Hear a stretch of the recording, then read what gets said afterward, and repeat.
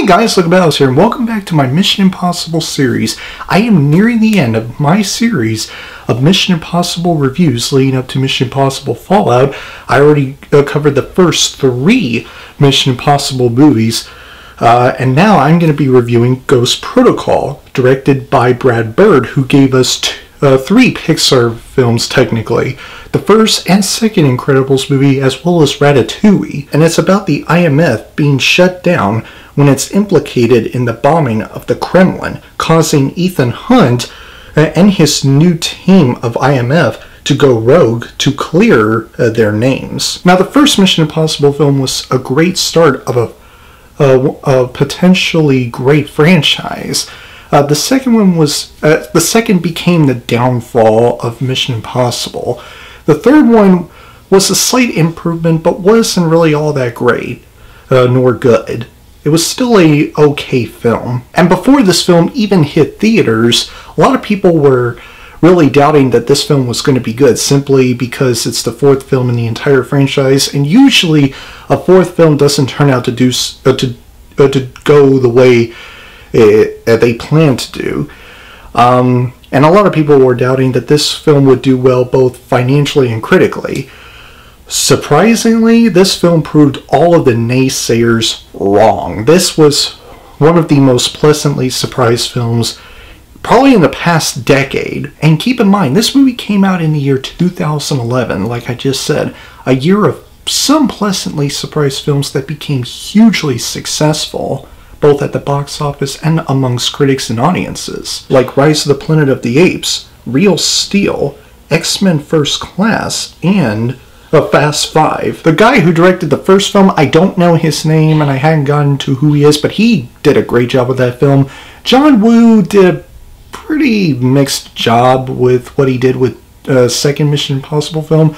J.J. Abrams directed the third Mission Impossible film to a certain extent well, but Brad Bird brought this franchise to its roots. Just what the first film did. And this film, in my personal opinion, might be better than the first Mission Impossible film. And years before Rogue Nation came along, this was viewed as the best film in the entire franchise by a lot of people, myself included. And not just because it has all the things that the first Mission Impossible has.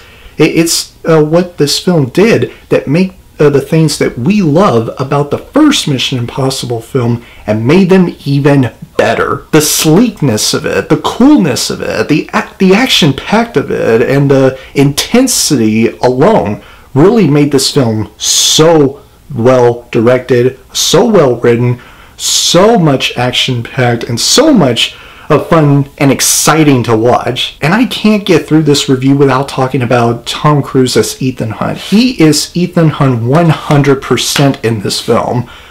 He's full-blown, he's so much like Ethan Hunt from head to toe. But he's not the only one that really stood out a lot in this entire film in a great way. Simon Pegg, also a few actors, but mostly Simon Pegg besides Tom Cruise, his character had a lot to shine in this entire film, and he did. He didn't really shine too much in the third Mission Impossible film because he only appeared in the film like twice.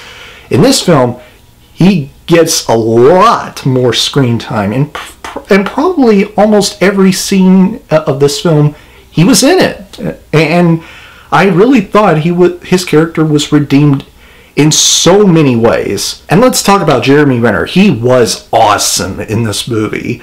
This was one of his best roles I have ever seen from Jeremy Renner. This was one of the best performances I have seen from Jeremy Renner in his entire career. He blew me away in this film. And the woman who played Jane, I believe, she is amazing. She's hot and sexy and gorgeous, and she kicks a lot of ass. Another aspect that really blew me away after rewatching this movie, this film tries to ground our IMF team to the floor. There were many technologies and many weapons or objects that they were trying to use don't really work very well anymore. For example, the mask. and I don't know what you call them, but these things that Tom Cruise used to climb on the Burj Khalifa, which I will get into that Burj Khalifa scene in just a few seconds, but they were not working. This movie tries to ground the IMF team, and it paid off. It makes you question whether or not they will succeed, because the mission that they were on to get this main villain, which I will get into in just a few minutes, their mission was very impossible to get. Their mission was so hard to accomplish based on how their objects and weapons are not working properly anymore. Like they were running out of ideas, and this film really does that so well. But yeah, the action sequences, the intensity, and the suspense, and all of that other stuff, they were done very well. Now let's talk about the Burj Khalifa scene with Tom Cruise walking on the Burj Khalifa, or climbing on it. It was so intense. It might be, and I have to rewatch Rogue Nation for this, but this might be the most intense scene I have ever seen in the entire Mission Impossible series. It might even top the one scene in Mission Impossible 1 where he was like hanging from a wire and was trying not to touch the ground. This scene the Burj Khalifa scene might top that scene in the first Mission Impossible film. Almost everything about this film worked. Now there are two things, however, that I feel like didn't work, and I'm now going to be getting into two of them. The first issue that I have with Mission Impossible Ghost Protocol is the main villain. The actor, I believe his name was Mikhail Mikvist. I don't know if that's how you pronounce his name, and if it's not, then I apologize. I just find the main villain in this entire film very weak and forgettable, and I did not like the main villain. He was boring and very forgettable. He had nothing.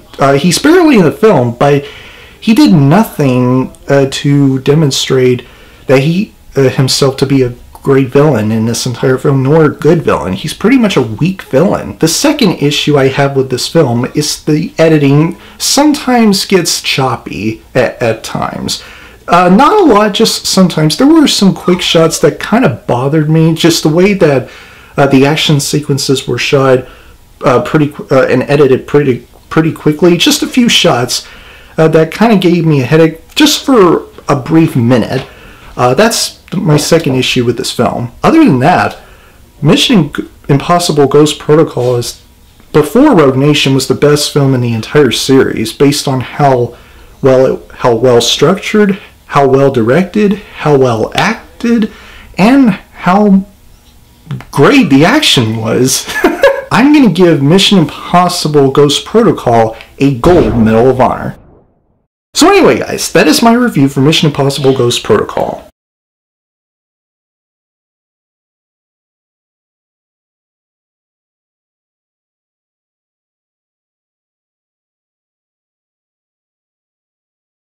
If you guys enjoyed my review, please click the like button, and if you have already watched this movie, comment below and let me know what you think of it. If you enjoy what you've seen here and you want to see future videos from me, please press up there to subscribe and turn on the notification bell. And I will see you guys in the next video.